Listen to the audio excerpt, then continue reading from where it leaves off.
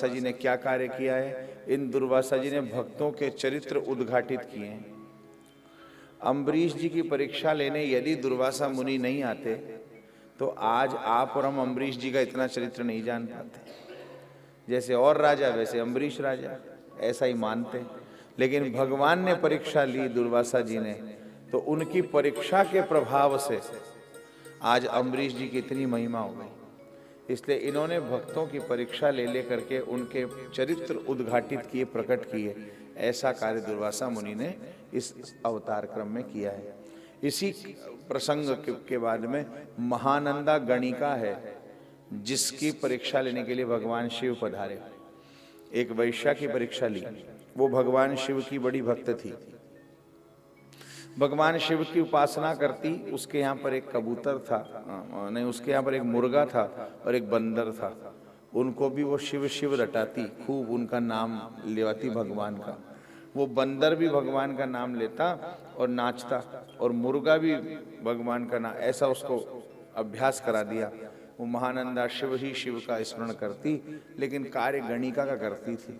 एक दिन भोले बाबा ही एक वैश्य का स्वरूप बना करके उसके यहाँ पहुँच गए और पहुँच करके उससे बोले कि हम 3 दिन तुम्हारे यहाँ रुकना चाहते हैं और तुम हमारे सेवा करना।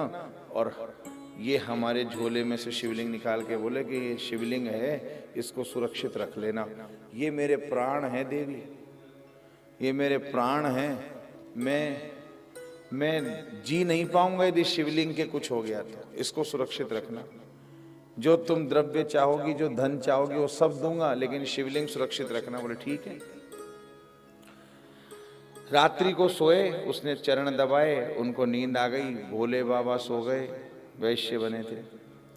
वो गणिका भी सो गई। उसके सोते ही भोले बाबा ने लीला करी और आग लगवा दी। अब गणिका का भवन जलने लगा। यहां तो भोले बाबा ने परीक्षा ली, और वह कबीर जी को भी एक गणिका परेशान करती थी। उसका भी महल जलने लग गया था भगवान की कृपा से। कबीर जी के जीवन का चरित्र आपको स्मरण में। कबीरा तेरी झोंपड़ी गलकट्टों के पास, जो करेंगे सो भुगतेंगे, तू क्यों होत उदास।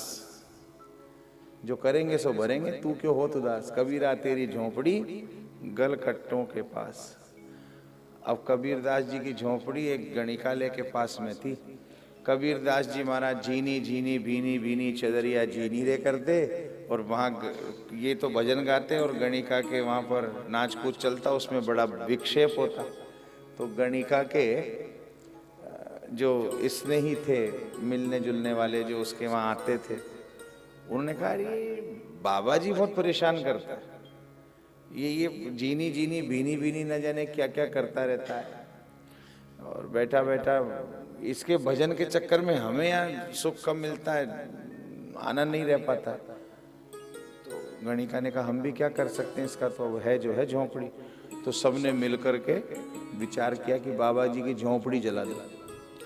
तो कबीर जी की झोंपड़ी जला दोगे तो बाबा अपने आप भग जाएगा। वो गणिका के सारे यारों ने मिलकर के कबीर बाबा की झोंपड़ी जला दी। कबीरदास जी भी सोचे कोई बात नहीं, भगवान को यही मंजूर होगा, झोंपड़ी जल गई, खुले में बैठ के भजन करेंगे, अपने क्या, अपने को तो भजन करना है। हाँ, कबीरा मन निर्मल भया जैसे गंगा नीर, तो पाछे पाछे हरे फिरे कहत कबीर कबीर। तो महाराज वो कबीर जी खुले मैदान में बैठ के जपने लग गए, कीर्तन करे जोर जोर से। और जैसे जलती हुई झोंपड़ी को देख रहे थे तो वो कीर्तन करते, झोंपड़ी जल रही थी। तो भगवान की ऐसी लीला हुई कि हवा ऐसी चली कि वो गणिका के हवेली पे झोंपड़ी का सारा आग जाके डले। वो इधर झोंपड़ी की आग सीधी गणिका के जा करके गिरे उसकी हवेली में। भागी भागी आई, बाबा बाबा इसको रोको, मेरा घर जल रहा है, मेरी हवेली जल रही, मेरे पर्दे जल रहे। कबीर बाबा ने कहा हमारा तेरा बैर ही नहीं, हमने तेरी झोंपड़ी जलाई नहीं। हम कहे किसको, हमने नहीं जलाया, हमारा तेरा कोई बैर नहीं, हम कुछ नहीं कर रहे इसमें। अरे बाबा मैं प्रणाम करती हूँ, मेरी रक्षा करो, मेरी हवेली जल जाएगी। कबीरदास जी भी कबीरदास जी थे। बोले तेरे यारों ने मेरी झोंपड़ी जलाई, तेरे यारों ने मेरी झोंपड़ी जलाई, अब मेरे यार के भी थोड़े अरमान पूरे हो जाने दे।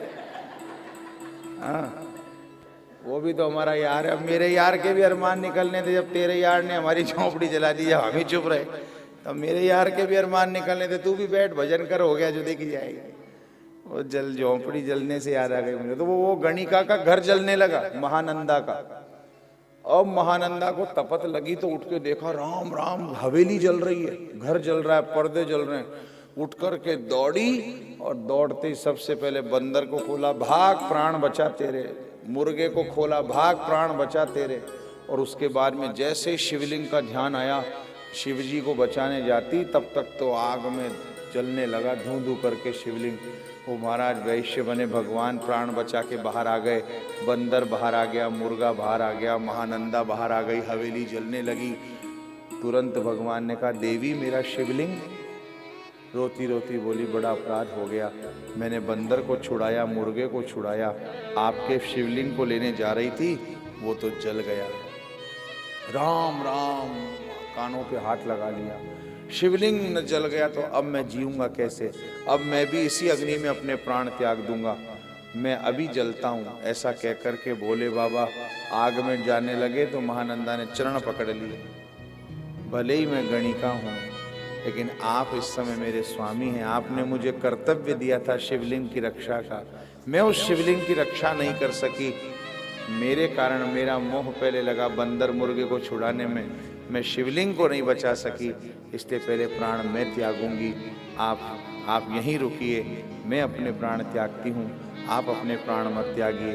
ऐसा कह करके वो महानंदा जैसे ही कूदने लगी, भगवान ने हाथ पकड़ लिया, अपना दिव्य दर्शन कराया, अपने हृदय में से शिवलिंग प्रकट करके दिखाया, देवी हम तुम्हारी परीक्षा लेने आए थे कि तुम शिव के प्रति कितनी समर्पित हो, ये परीक्षा हम तुम्हारे लेने आए थे, इसलिए हम तुमसे प्रसन्न हैं। शिवलिंग कहीं नष्ट नहीं हुआ है, मैं ही शिव हूँ, ये शिवलिंग भी सुरक्षित है। चरणों में उसने किया प्रणाम, और हे प्रभु मेरे समस्त दोषों को आप दूर कीजिएगा, मुझे अपने लोक में वास दीजिएगा। ऐसा गणिका ने स्तुति में गाया।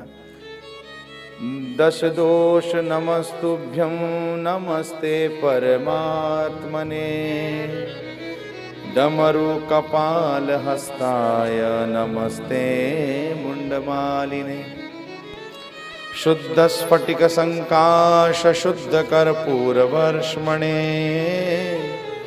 पिनाकपाणये तुभ्यं त्रिशूल वरधारिणे,